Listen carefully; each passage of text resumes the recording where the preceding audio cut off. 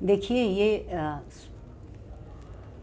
سوچنا کہ خواتین کا کیا کردار ہے، ادب میں کیا کردار ہے، سیاست میں کیا کردار ہے۔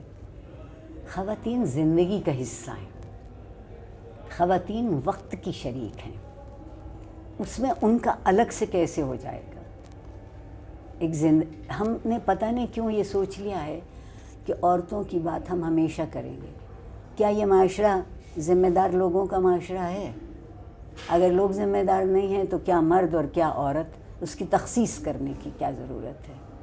کیا یہ معاشرہ سوچنے کی طرف مائل ہے تو یہ کیوں کہیں کہ ہے یا نہیں ہے؟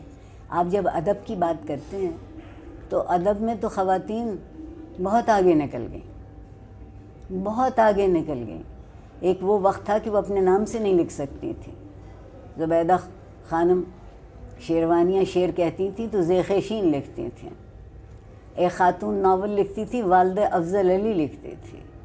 قرۃ العین حیدر کی والدہ بنت نظر الباقر کے نام سے لکھتی تھیں۔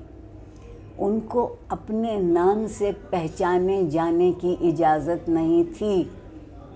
آج وہ خاتون معاشرے کی آنکھوں میں آنکھیں ڈال کے کھڑی ہے اور کہتی ہے کہ میں وہی زندگی بسر کرتی ہوں جو زندگی تم لوگ بسر کرتے ہو، باقی سب لوگ گزرتے۔ وہ درد بھی مجھ پہ گزرتا ہے، وہ خوشی بھی میں ہی سہارتی ہوں جو دوسروں پر گزرتی ہے۔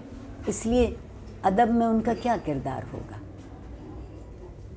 وہ وہی کہیں گی جو ان کے ارد گرد ہو رہا ہے۔ اور پھر ہر شخص اپنی طبیعت، اپنے مزاج، اپنی پسند، اپنے انتخاب کے حساب سے بات کرتا ہے۔ آج کی خواتین کا کوئی الگ کردار نہیں ہے، وہ اسی طرح محسوس کرتی ہیں، ان کا تجربہ وہی ہے۔ آج کی عورت کس میدان میں نہیں ہے، آپ کے پاس موجود ہے۔